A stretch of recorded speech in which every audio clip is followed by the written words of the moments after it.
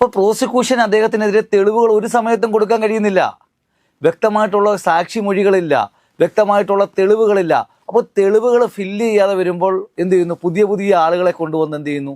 തെളിവുകൾ ഫില്ല് ചെയ്യാനുള്ള ശ്രമം നടത്തുന്നു. അങ്ങനെ വന്ന ആളാണ് ബാലേന്ദ്രകുമാർ.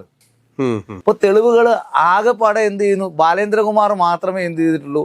ഈ ലോകത്ത് ഇവരെ 3 പേരെ ഒരുമിച്ച് കണ്ടിട്ടുള്ളൂ. വേറെ ആരും ലോകത്ത് കണ്ടിട്ടില്ല.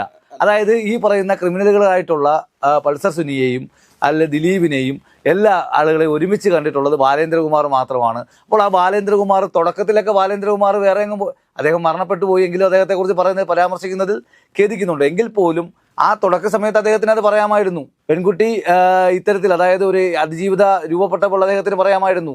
ദിലീപ് റിമാൻഡിലായ കാലഘട്ടത്തിൽ അദ്ദേഹത്തിന് പറയാമായിരുന്നു.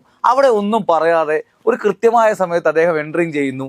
അതിനുശേഷം എന്ത് ചെയ്യുന്നു? മാധ്യമങ്ങൾ ചില മാധ്യമങ്ങൾ അതിനെ വല്ലാത്ത രീതിയിൽ ഇദ്ദേഹത്തെ അങ്ങ് ഫോക്കസ് ചെയ്തുകൊണ്ട് ഇവിടെ എന്തൊക്കെയോ വീണ്ടും അത് ഫിൽഫിൽ ചെയ്യാൻ വേണ്ടി ശ്രമിക്കും. എനിക്ക് തോന്നുന്നത് ചില മാധ്യമങ്ങൾക്ക് ദിലീപ് തന്നെ ആയിരിക്കണം. രാംലീലയുടെ ഡയലോഗ് ഉണ്ട്, ഞാൻ തന്നെ ആയിരിക്കണം പ്രതി എന്ന് ചിലർക്ക് ചില തീരുമാനം ഉള്ളതുപോലെ തോന്നുന്നു. തീർച്ചയായിട്ടും അതാണല്ലോ. അതിനുശേഷം ഉണ്ടായ കാര്യം നമുക്കറിയാം. അതിനുശേഷം ജഡ്ജിനെതിരായിട്ട് കോടതിക്കെതിരായിട്ടുള്ള ആക്ഷേപം ഉണ്ടാക്കുന്നു. അതിനുശേഷം ഇവിടെ ഒരു വിധി പോലും പ്രഖ്യാപിക്കാതെ എന്ത് ചെയ്യുന്നു? സുപ്രീം കോടതിയിലേക്ക് എന്ത് ചെയ്യുന്നു? വീണ്ടും ഹർജിയായിട്ട് പോകുന്നു. ഇവിടെ എല്ലാം ആദ്യം മുതൽക്ക് തന്നെ ഇതിൽ അതായത് ഈ കുറ്റകൃത്യത്തിൽ ഏർപ്പെട്ടവരെയോ അല്ലെങ്കിൽ ക്രിമിനലുകളെയോ ജയിലിലടയ്ക്കുന്നതിനോ അല്ലെങ്കിൽ അവർക്ക് നേരെ വിരൽ ചൂണ്ടുന്നതിനോ പകരം ദിലീപിലേക്ക് ഈ കേസ് എത്തിക്കുവാനുള്ള ഒരു വലിയ ഗൂഢാലോചന ഇതിനുണ്ടായിട്ടുണ്ട്.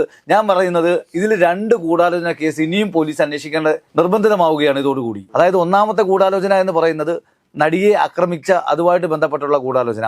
രണ്ടാമത്തെ ഗൂഢാലോചന എന്ന് പറയുന്നത് ദിലീപിനെ ഈ കേസിലേക്ക് ഇൻവോൾവ് ചെയ്യിപ്പിക്കാനുള്ള ഗൂഢാലോചന. അത് ചെറുതായി കാണരുത്. കാര്യം ദിലീപ് എന്ന് പറയുന്നത് മലയാള സിനിമ ഇൻഡസ്ട്രിയിൽ വലിയ രീതിയിൽ ഒരു ജനപ്രിയ നായകനുള്ള പരിവേഷമുള്ള ഒരു അനുഗ്രഹീതനായിട്ടുള്ള നടനായിരുന്നു. അദ്ദേഹത്തിന്റെ കരിയർ എന്ത് ചെയ്തു? 10 വർഷക്കാലം ഒരു സിനിമാ താരത്തെ സംബന്ധിച്ചിടത്തോളം മാറ്റി നിർത്തപ്പെടുക അല്ലെങ്കിൽ ബാക്ക് ഔട്ട് ആക്കുക എന്ന് പറഞ്ഞാൽ അദ്ദേഹത്തിന് തിരിച്ചു വരുന്നതിന് പോലും പറ്റാത്ത രീതിയിലേക്ക് എന്ത് ചെയ്തു?